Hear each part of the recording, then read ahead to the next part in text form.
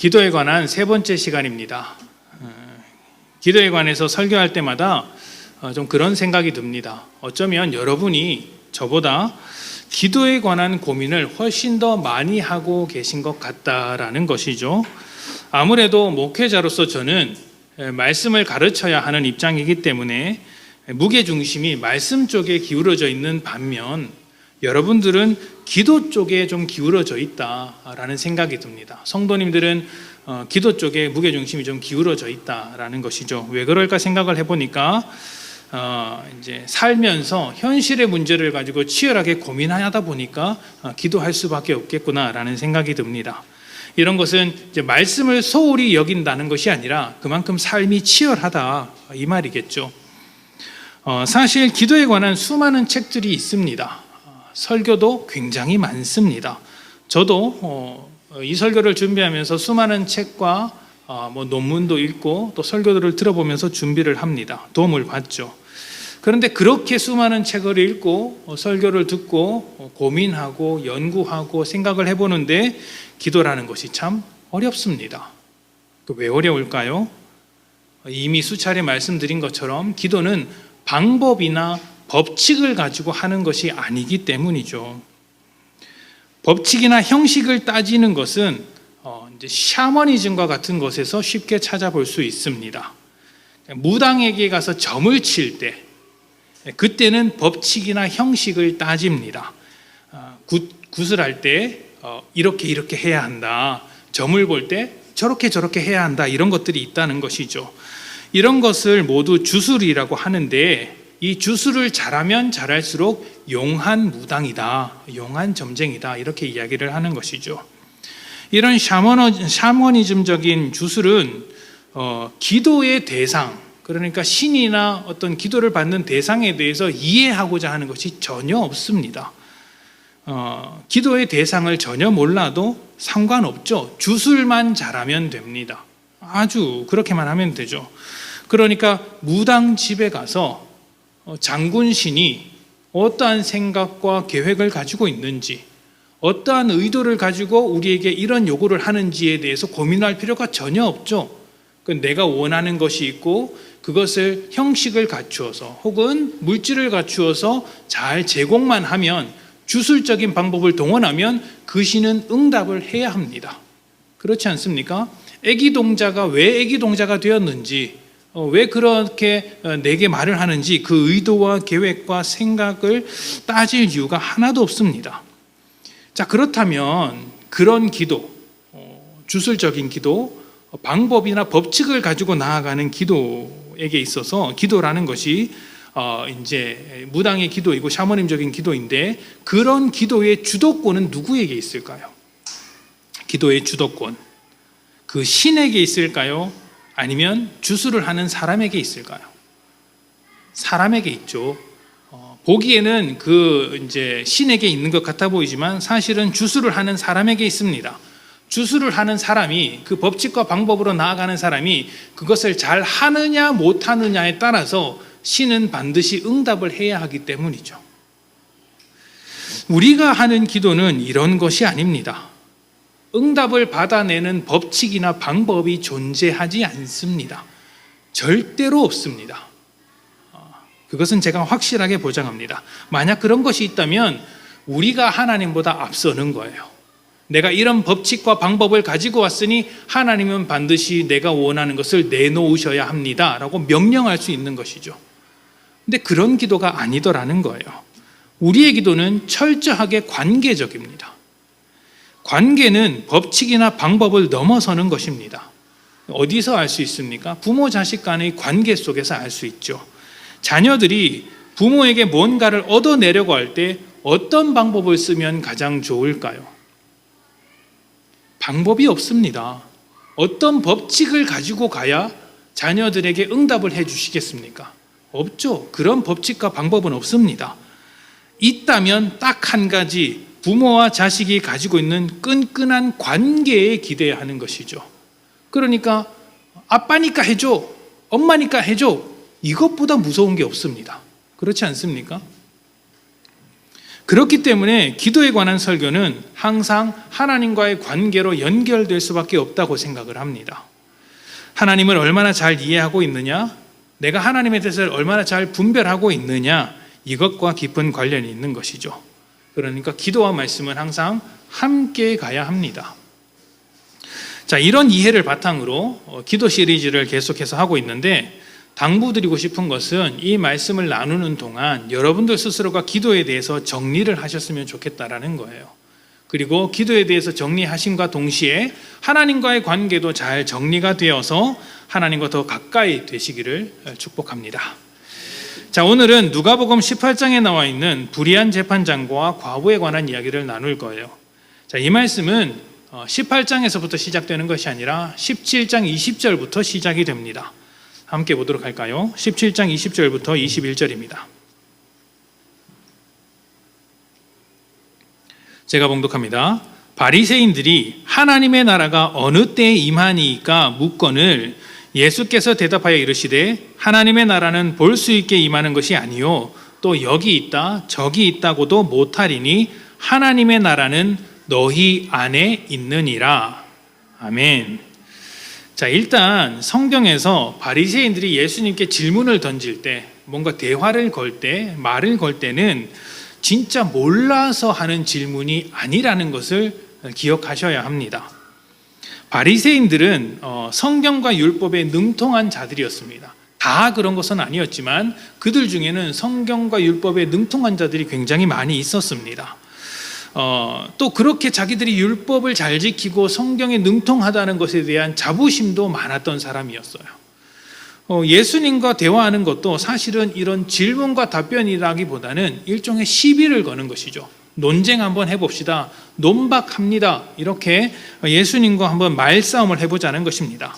그렇게 하는 이유는 예수님을 깎아내리고 반대하기 위해서 그렇게 하는 것이죠. 예수님께서 틀렸다고 꼬투리를 잡아보려고 하는 것입니다. 자, 바리새인의 질문은 하나님의 나라가 언제 도래하는가, 언제 임하는가, 이것이었습니다. 이런 질문이 몰라서 하는 말이 아니죠. 자기들은 하나님의 나라가 오게 되면 어떻게 될 것이다 라는 것을 성경을 통해서 잘 알고 있던 사람들이었습니다. 예수님께 질문을 던지는 거예요. 예수님께서 어떤 때다라고 이야기하면 그걸 가지고 이제 꼬투리를 잡으려고 묻는 것이죠. 근데 문제는 예수님께서 말씀하시는 하나님의 나라와 바리새인이 기대했던 하나님의 나라가 완전히 달랐다는 거예요. 그래서 예수님께서 뭐라고 이야기를 하세요? 그거 아니다, 그거 아니다, 그거 아니다, 사실은 이런 것이다, 이렇게 가르쳐 주는 것이죠. 바리새인들이 기대하는 하나님의 나라는 굉장히 정치적인 것이었고 사회적인 것이었습니다. 그러니까 오랜 이방인들의 통치에서 벗어나 독립국가를 완성하는 것이죠. 그런데 이것이 죄를 이기고 생명을 살리는 예수님이 가져오시는 하나님의 나라와는 완전히 다르다고 할 수 있었던 것이죠. 예수님은 하나님 나라가 볼 수 있게 임하는 것이 아니다라고 말했습니다. 어떤 징조가 있거나 어떤 사람들이 보기에 가시적인 현상을 가지고 오는 것이 아니다. 또 여기 있다 저기 있다 말할 수 있는 것도 아니다.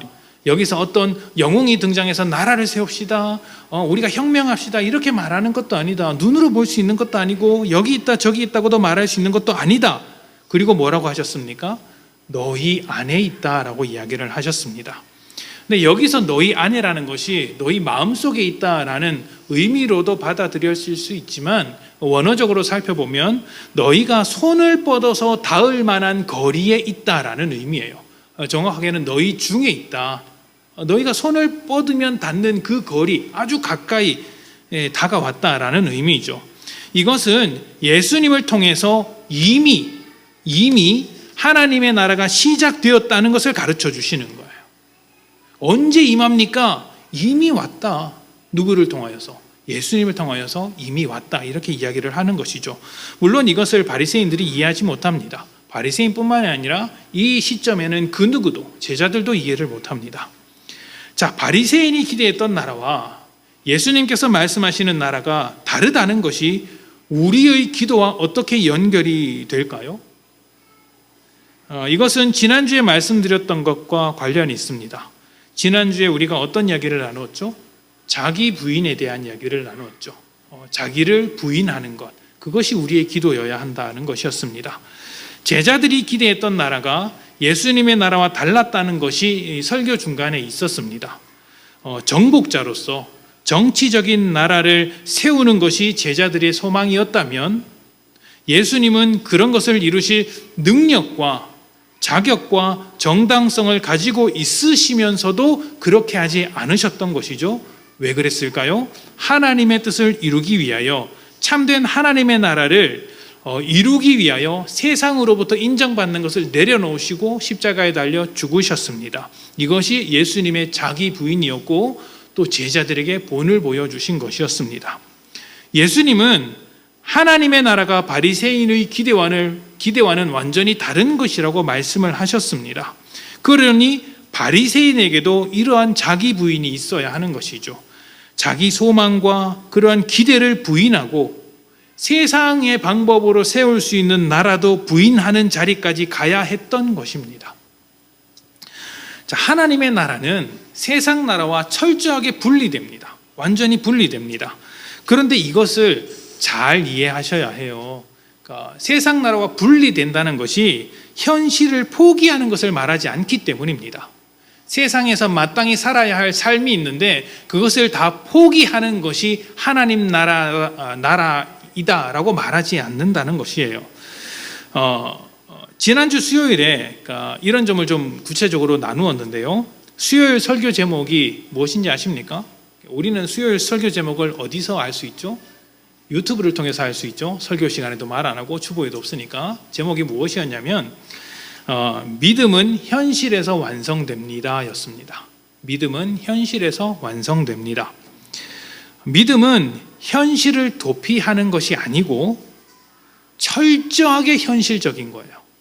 믿음은 철저하게 현실적입니다. 죽어서 천국 갈 때만 필요한 게 믿음이 아니고 오늘을 살아가는데 반드시 필요한 것이 하나님을 향한 믿음이더라는 것이죠. 지금 내가 살아가는 현실에서 하나님 나라를 고민하며 내가 살아가는 이 현장에서 하나님의 뜻이 어떻게 이루어질 것인가 치열하게 살아가야 하는 거예요. 그게 믿음입니다. 이것은 이제 주권의 차이라고 볼 수 있어요. 그리고 이제 통치자가 누구인가, 우리가 세상으로부터 통치를 받는가 하나님으로부터 통치를 받는가, 이 문제라고 볼 수도 있습니다. 우리는 세상의 삶을 살아가지만 세상으로부터 통치를 받지는 않는다. 하나님의 통치를 받는다. 그래서 내 삶을 포기하지 않고 하나님의 통치를 받는 삶으로 적극적으로 살아내는 것이죠. 그것이 우리가 가지고 있는 믿음의 정체입니다. 이러한 믿음의 정체가 잘 드러난 곳이 주기도문인데요. 주기도문은 아주 현실적인 요구들이 담겨 있죠. 우리가 이 기도 시리즈를 하면서 한 번 더 주기도문을 볼 것입니다. 그리고 주기도문을 조금 더 구체적으로 보고자 하시는 분들은 이미 이제 홈페이지나 이런 곳에 주기도문 시리즈가 올라가 있으니까 관심 있으신 분은 보시면 되겠습니다. 자, 맛보기. 오늘은 이제 주기도문 전체를 다루지 않고 맛보기로 생각해 보자면 주기도문은 하나님의 나라가 우리에게 오기를 요청하는 기도입니다. 여기에 세 가지 현실적인 요구가 따라 나옵니다. 이게 무엇일까요? 첫 번째가 뭐죠? 일용할 양식을 주십시오 라는 것이죠. 굉장히 현실적인 요구 아닙니까? 두 번째가 무엇일까요? 죄를 용서해 주십시오. 이것이죠. 내가 다른 사람의 죄를 용서하듯이 나의 죄를 용서해 주십시오. 현실적인 요구죠. 세 번째는 무엇일까요? 시험과 악에서 구원해 주십시오. 이 현실적인 요구들입니다. 자, 맛보기이기 때문에 전부 다는 어렵고요. 딱 한 가지만 가볍게 살펴보자면 일용할 양식에 대한 것입니다. 자, 일용할 양식은 이 모두 관계적인 기도인데요. 자연과의 관계라고 말할 수 있습니다. 자연과의 관계. 농사를 생각해 보시면 됩니다. 농부가 땅을 경작하고 씨를 뿌리며 추수해야 될 때까지 해야 할 일을 해야 합니다. 그렇지 않습니까? 농부는 해야 할 일을 해야 합니다. 그런데 그렇게만 하면 다 됩니까? 아니죠. 하늘은 하늘의 역할을 해야 되죠. 햇빛을 비추고 비를 내려야 합니다. 하늘만 자기 역할을 또 잘하면 됩니까? 땅도 자기 역할을 해야죠. 땅은 씨앗을 품고 영양분을 공급해 주어야 합니다. 그리고 이 모든 역할이 잘 이루어지면, 각자 있는 곳에서 자기의 역할을 잘 하게 되면 그제서야 양식이 나오는 것이죠. 일용할 양식이. 그러니까 일용할 양식이 나오려면 사람은 사람으로서의 역할을 잘해야 하고, 하늘은 하늘로서의 역할을 잘해야 하고, 땅은 땅으로서의 역할을 잘해야 합니다. 이렇게 각자의 자리에서 맡은 역할을 문제없이 순리대로 잘 할 때, 그것을 우리는 샬롬이라고 불러요. 샬롬. 샬롬은 그냥 내 마음이 평안하다, 기분 좋다, 행복하다 이런 게 아니고, 각자 맡은 곳에서 자기 역할을 문제없이 잘 해내고 있을 때 그 상태를 가지고 샬롬이라고 해요. 하나님께서 하나님의 역할을 잘하시고, 사람이 사람의 역할을 잘하시고, 부모는 부모의 역할을 잘하고, 자녀는 자녀의 역할을 잘하고, 직원은 직원의 역할을 잘하고, 사장은 사장의 역할을 잘하고, 친구는 친구의 역할을 잘하고, 이렇게 모든 역할을 잘 해나갈 때 이 상태를 샬롬이라고 말을 하는 것입니다. 하나님의 나라는 우리의 삶이 이러한 샬롬으로 가득 찬 상태를 말하는 것이기도 합니다. 자, 믿음이라는 것은 우리가 샬롬해지기 위해서 적극적으로 살아가는 것을 포함합니다. 그냥 손 놓고 기다리는 게 아니에요. 내가 믿었으니 하나님께서 알아서 해주시겠지, 이게 아니라 적극적으로 달려드는 것이죠. 그렇기 때문에 현실을 포기해야 할까요? 아닙니다. 현실을 포기하지 않습니다. 전혀 아니죠. 믿음으로 내 가정과 교회와 직장과 세상의 모든 것들을 포기하지 않고 샬롬하게 만드는 것이고 온전하게 만드는 것입니다. 그러니까 교회를 잘 다니고 충성하고 예배를 잘 드리더라도 가정에서의 모습이 세상과 같고 직장에서의 모습이 세상 사람들과 똑같다면 그 사람은 믿음 좋은 사람이라고 말할 수 없더라는 거예요. 믿는 자죠. 그러나 샬롬하지 못한 상황에서 살아간다. 뭔가 좀 부족하다라는 것입니다. 예수님도 그런 말씀을 하셨죠. 예물을 제단에 드리려다가 형제에게 원망을 들을 만한 일이 있다면 먼저 형제와 화목하라고 하셨습니다. 또 요한 1서에는 하나님을 사랑한다고 하면서 형제를 미워하는 자는 거짓말하는 자라고 이야기를 했습니다. 하나님을 사랑한다고 했던 그 말이 거짓말이다라는 것이죠. 이런 말씀들이 모두 믿음과 삶을 분리시키지 않는 거예요. 믿음과 삶은 하나인 것이다. 믿음은 굉장히 현실적이다. 이것을 말하고 있는 거예요. 그러니까 내 삶은 세상적으로 살면서 교회에 나와서 하나님 한다고 해서 절대로 잘하는 게 아닙니다. 믿음은 우리의 삶을 포기하고 하나님께 집중하는 것이 아니라 하나님과 함께하며 나의 삶을 온전하게 만드는 거예요. 천국은 죽은 다음에 가는 것이죠. 그러니까 지금 천국에 대해서 생각하거나 고민할 필요가 없어요. 그냥 가게 되는 거잖아요. 별로 신경 쓸 필요가 없습니다. 그것은 죽은 뒤에나 나오는 문제고, 그보다 지금 현실에서 우리가 온전해져야 하는 것입니다. 그렇다면 이제 고민이 생기죠. 무엇이 온전한 삶일까? 남들보다 잘 먹고 잘 살고 걱정이 없으면 온전한 삶일까? 사업적으로 성공을 하고 사람들에게 인정을 받으면 온전한 것일까? 믿는 자로서 온전해지는 것이 무엇일까요? 가정이 온전해지려면, 부부관계가 온전해지려면, 직장생활이 온전해지려면 어떤 것을 목표로 하면서 살아야 하는가? 창조시대의 원형을 찾아가는 거예요. 창조시대의 원형이라면 아담과 하와가 옷을 다 벗고 살았다는데 그렇게 살아야 합니까? 그게 아니죠. 그런 의미가 아닐 겁니다. 여러분들은 똑똑하시니까 그렇게 받아들이시는 분은 안 계실 거예요. 그러니까 하나님의 형상으로서 하나님과의 건강한 관계 위에서 하나님이 태초로부터 의도하셨던 그 모습, 복된 인간의 모습, 복된 가정의 모습이 잘 드러나면 그게 온전한 것이고 샬롬한 것이죠. 그러니까 태초에 하나님께서 부부를 만드셨잖아요. 아담과 하와가. 이 부부를 어떻게 만드셨을까요? 서로 사랑하라고 만드셨죠. 서로 사랑하고 서로 섬기고 서로 돌보고 서로 필요한 부분을 채워주는 존재로 만드셨어요. 그러니까 아담이 혼자로서는 너무 외로워 보이니까 이제 하와를 만드심으로 둘 사이를 온전하게 만드셨죠. 그러니까 부부는 완전히 하나가 되어야 합니다. 그러니까 마음으로나 삶으로나 육신으로나 다 하나가 되어야 해요. 그게 부부입니다. 창조의 원형이죠. 근데 세상은 그런 방향으로 가는 것 같지는 않습니다. 살면 살수록 자꾸 남편이 내 마음과 같다, 아내가 내 마음과 같다, 이런 것을 느끼는 경우는 잘 없을 겁니다. 저 인간이 도대체 무슨 생각을 하나, 이렇게 사는 것이죠. 그게 샬롬하지 않은 거예요. 샬롬하지 않은 거예요. 샬롬하려면 어떻게 해야 합니까? 왜 웃습니까? 저희 집이 그런 것 같습니까? 비슷합니다. 다르겠습니까? 또 집에 가면 혼나겠네요. 자, 어찌됐든. 자, 집안 이야기 좀 하지 말라고 이렇게 닥달을 하는데, 어떡하겠습니까? 뚫린 입이라고 계속 나오는데, 자, 어쩔 수 없습니다. 그러니까 우리는 항상 하나님께서 의도하신 모습대로 내 삶을 만들어가야 할 이제 책임이 있고, 그렇게 만들어갈 때 내 삶에 샬롬이 넘치게 되는 거죠. 부부관계나 가정이나 모두 그렇습니다. 자, 그러면 이제 오늘의 삶으로 와야 되는 거예요. 자, 하나님의 나라가 이루어질 때 우리의 삶이 샬롬해지는 것이죠. 자기의 역할을 잘하면서 온전해진 삶으로 나아가게 됩니다. 자, 바리새인의 질문에서 시작된 대화의 마지막 부분이 오늘 말씀이었어요. 자, 지금까지의 분위기와는 완전히 다른 이야기가 하나 나옵니다.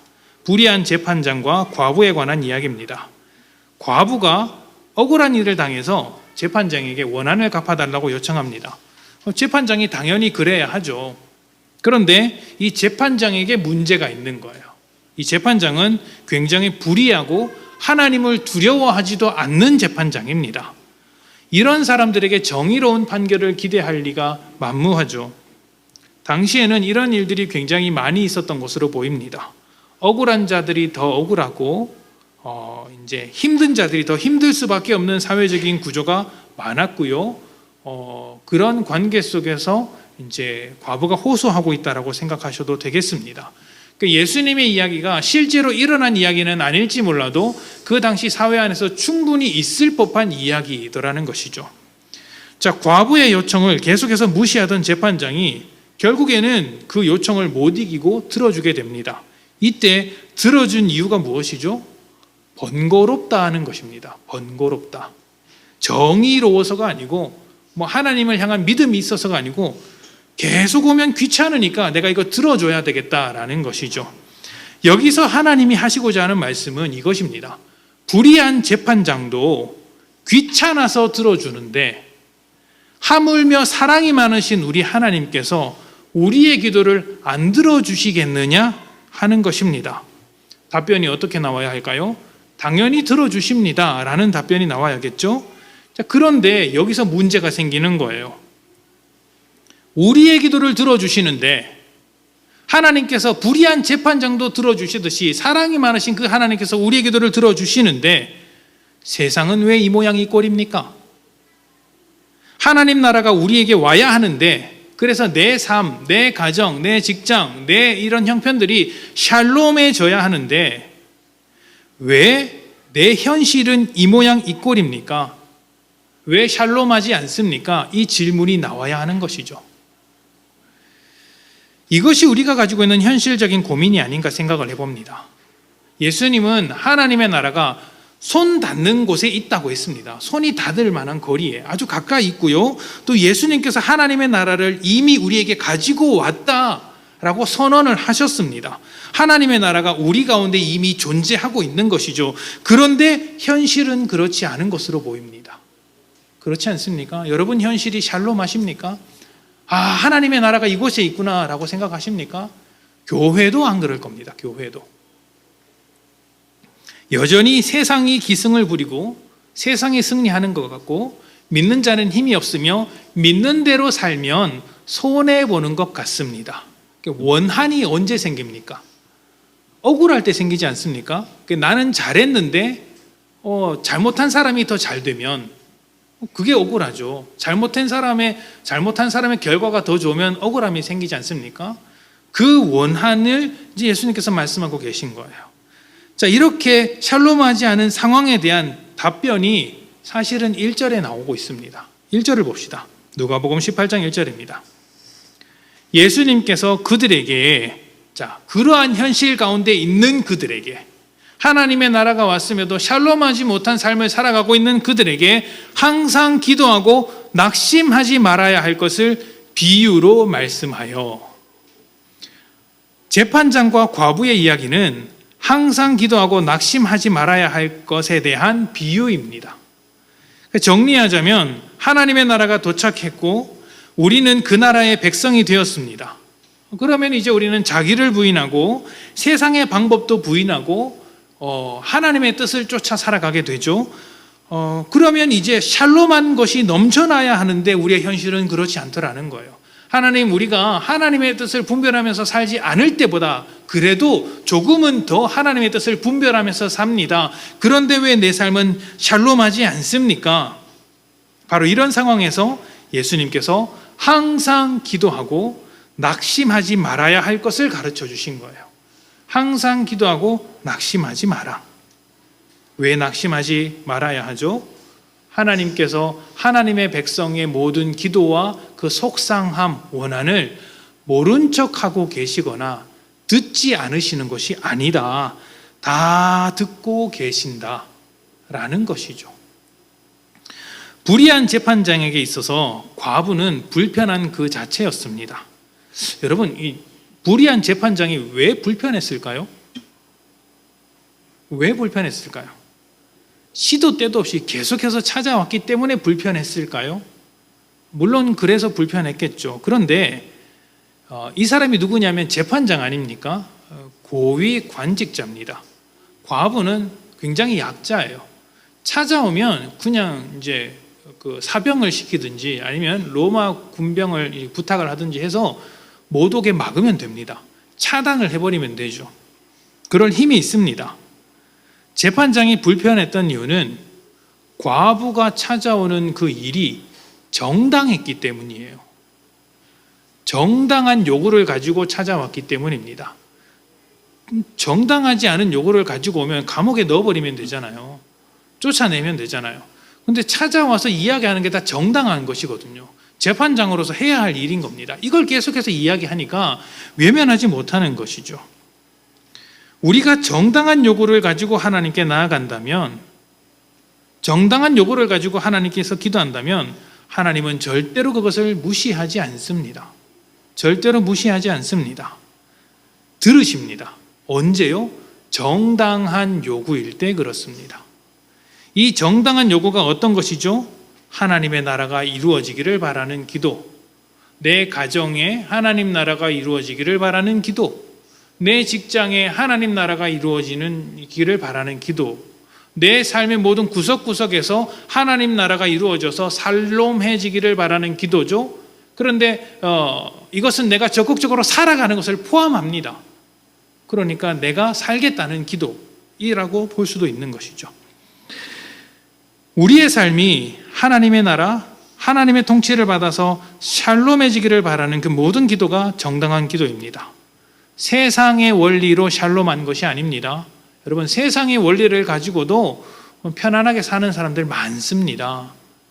여러분, 범죄자들이 왜 범죄할까요? 잘 살려고 범죄하는 거예요. 그렇지 않습니까? 그 사람들도 나름대로의 샬롬을 추구하는 것이죠. 이런 범죄를 저지르서 큰 돈을 가지게 되면 내가 샬롬한 삶을 살게 될 것이다 라는 생각을 가지고 아낌없이 범죄를 저지르죠. 그 결과가 무엇입니까?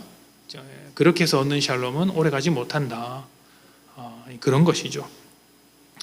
세상의 원리로 샬롬하는 것이 아니라 하나님의 원리와 말씀과 방법으로 샬롬해지기를 기도하는 것, 이것이 정당한 기도입니다. 항상 그렇게 기도하는 것이죠. 그리고 낙심하지 말아야 하는 것은 그렇게 기도하는 그 열매와 결실이 지금 당장 눈에 보이지 않을지라도 하나님께서는 여전히 그 기도를 듣고 계시다라는 사실 때문입니다. 이것이 기도하는 사람에게 있어서 반드시 필요한 거예요. 자기 부인을 통해서 우리 모두가 인정하게 되는 것은 내 방법보다 하나님의 방법이 옳다는 것이고요. 나의 타이밍보다 하나님의 타이밍이 훨씬 더 좋다는 것입니다. 내가 계획하는 것보다 하나님이 계획하신 것이 더 완벽하다는 것이죠. 그래서 우리는 나의 뜻대로 되기보다 하나님의 뜻대로 구해야 합니다.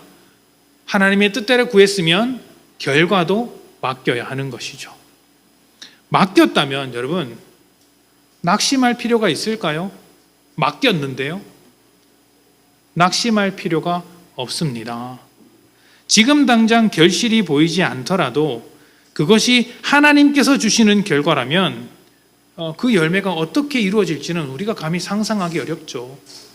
우리의 상식과 이해와 지혜를 넘어서는, 우리의 지성을 넘어서는 하나님의 계획이 있지 않겠습니까? 기도라는 것이 그런 것입니다.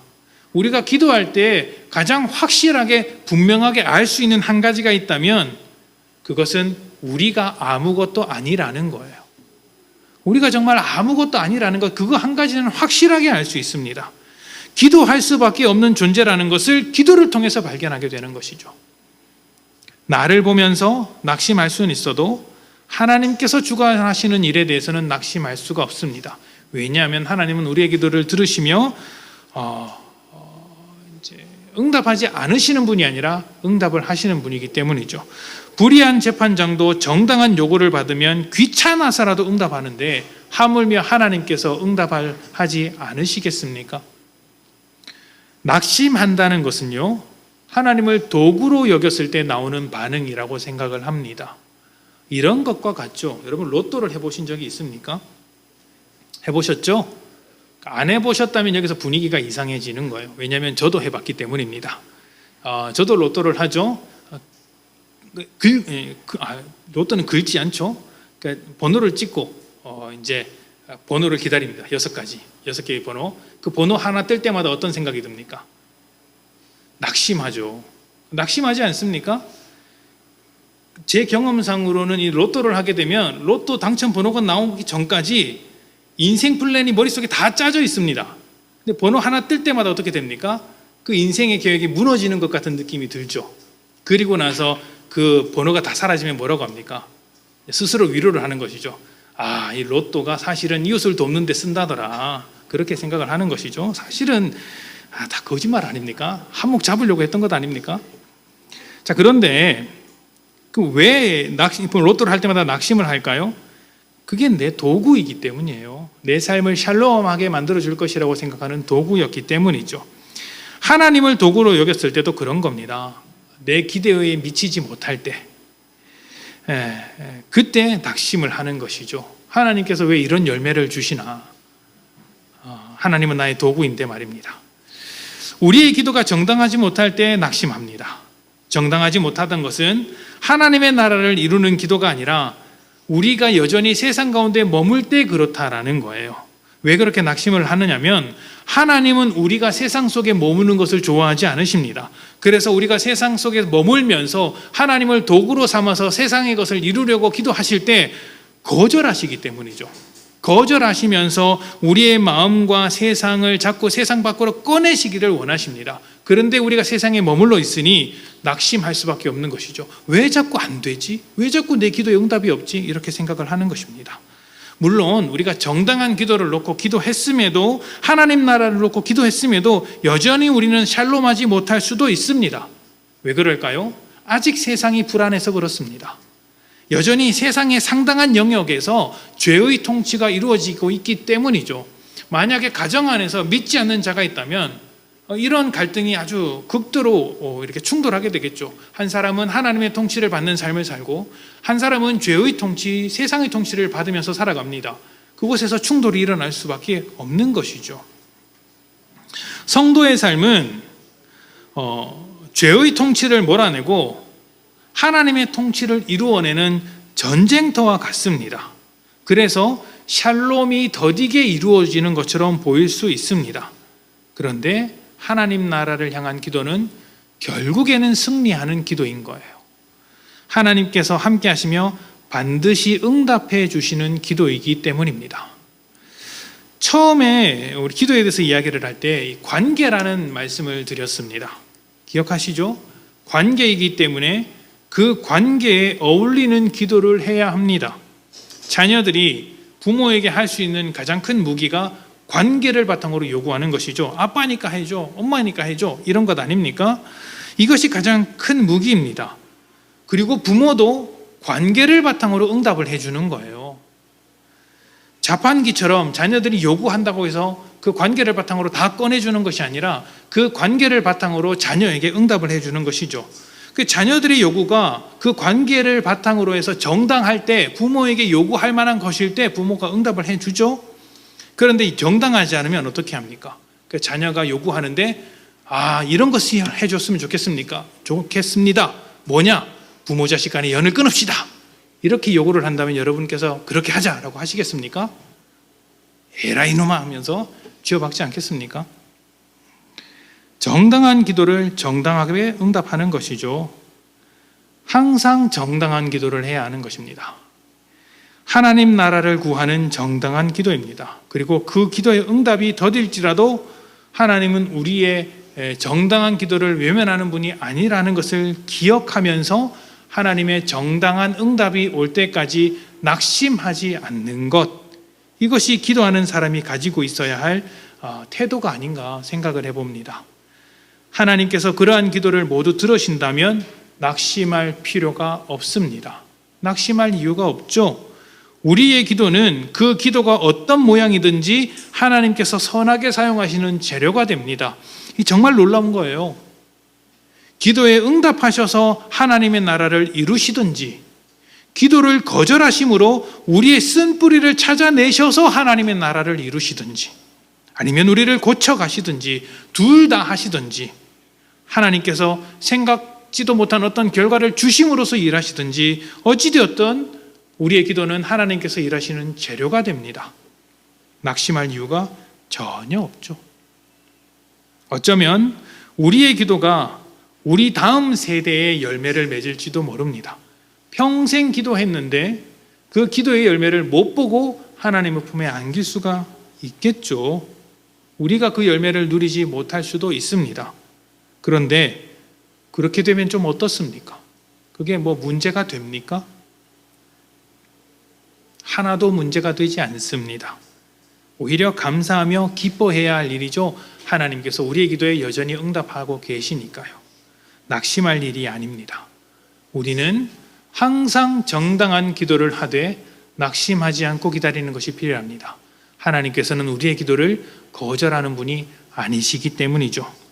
우리의 기도가 이러한 관계 위에 있다는 것을 기억하셔서 정당한 기도를 하나님 나라의 샬롬을 이루기 위해서 낙심하지 않고 꾸준히 해내시는 성도님들이 되셨으면 좋겠습니다.